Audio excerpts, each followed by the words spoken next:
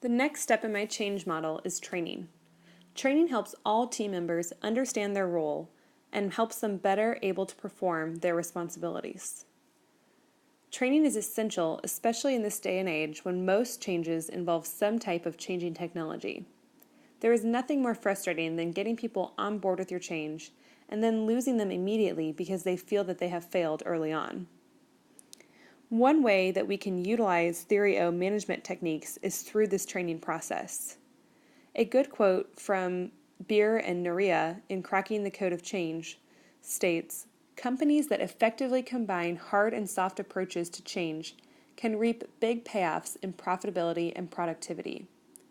By adding training and a focus on the employee into the mix, leaders can move from the strict focus of Theory E, utilized in the mission statement step, to the softer human skill tactics of Theory O management.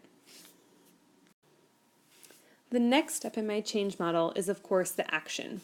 No change model will be complete without actually doing something to make a change. You must immediately also focus on putting that training in the previous step into action so that employees can see the value of that training. We discussed in my group's weekly discussions about how we have benefited from this concept in graduate school compared to undergraduate school. By being able to immediately benefit from applying the new strategies learned, employees are more motivated to learn and hone those skills. Finally, you need to focus in this step on following through with the purpose and the plan that was established early on in the phase. Next, we move to the step that, in my opinion, is the most critical in this entire change model process. That is the step of reflection. First, we need to look at how we're able to train ourselves to reflect. Quinn says, when we take the time to integrate action and reflection, we begin to behave differently. So how can we train ourselves to reflect? How can we incorporate training into reflection? One way that I think that we can focus on this is by incorporating steps from the 7 Habits of Highly Effective People. This is a great business book, or just for a life book, that you can pick up at any bookstore, online, wherever, and will definitely benefit you into putting some of these change model processes into place in your daily life. I was lucky enough to take a 3-day course on this through my company.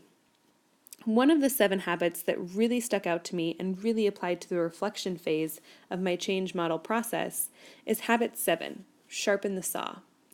This means you need to take time out from production activities to focus on personal renewal activities. The way that the 7 Habits program says that you should do this is to set aside the first 30 minutes of each day and the last 15 minutes of each day to reflect on the day and the week's work ahead and to plan your days around that, both planning at the beginning of the day for the day at hand and planning at the end of the day for tomorrow and the following week. So how do I use a combination of bottom-up, natural change, and authoritative top-down change to encourage time for reflection in the workplace? I think this is an important concept that we need to focus on at every level of management in the company. As you bring light to each level of management that this concept needs to be incorporated, you will continue to see that natural change come about. Next, we focus on what we should reflect on. The first question that the change model asks is, did the results match the mission? If yes, the group should continue on to the second question of this phase. If no, the group should return to the training and planning section to retool the model that they've worked with to see how they can make it more successful and better match the mission and purpose of the goal. Next, we evaluate the successful and unsuccessful steps. If all the steps are deemed successful, the group can move on to the reiterate phase. If not, they should focus on the unsuccessful steps and take those back to the training and planning phase so that the group can look at what was not successful in those specific steps and how they can improve those steps to make the overall model better.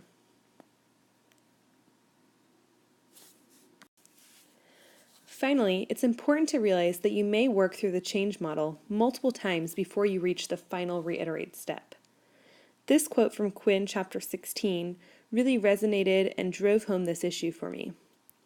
They see progress as a spiral on 2 axes. showing that people move forward and then backward on the horizontal axis. Progress is also moving on the vertical axis. That is, we are continuously moving upward towards success. It is important to focus on returning to the training phase not as a failure, but an opportunity to improve and perfect your change model. Finally, we reach the final stage, the reiteration phase. Another quote from Quinn seemed very relevant here. In leadership, relapse is an even bigger problem. There is a constant pull back to the normal state. This resonated with me because I find that it's very easy to put into process or place a change for a short period of time. However, over the long haul, I find myself going back to the ways that I used to do things before. While I may be successful in the short term, I'm not successful in changing my habits or behavior in the long term. This point was made several times throughout the book that most successful changes as a result take 3 to 5 years. That is the reason why there is a need to establish check-in steps that gradually space further apart over those 3 to 5 years from the last step that was determined to be successful in the change model. Next, you should focus on spreading the news. This is where you can utilize the champion or the top-level executive that championed your group. As the book stated multiple times, no amount of public support is too much. Make sure that you're utilizing this champion and making it easy for that executive or champion to spread the news about your project. This way will help other groups replicate. In addition, you can set up regular updates so that after the first rollout, you have a scheduled amount of updates to the group where people are expecting to hear more progress about your project and are looking for that information. When you began this process, it asked you to identify which change project ideas had the highest potential for success using the DICE method. What you may have noticed using that process is that a long project reviewed frequently stands a far better chance of succeeding than a short project reviewed infrequently. This was highlighted in the article that we read, The Hard Side of Change Management. Additionally, in Cracking the Code of Change, the authors speak about how top management can encourage natural growth of the change by spreading the news and moving managers from successful, innovative units to lagging ones. The idea being that they can take the change processes they used and knowledge they gained to those other groups and let those ideas grow naturally. Next, the group should put into place standard operating protocols whenever possible.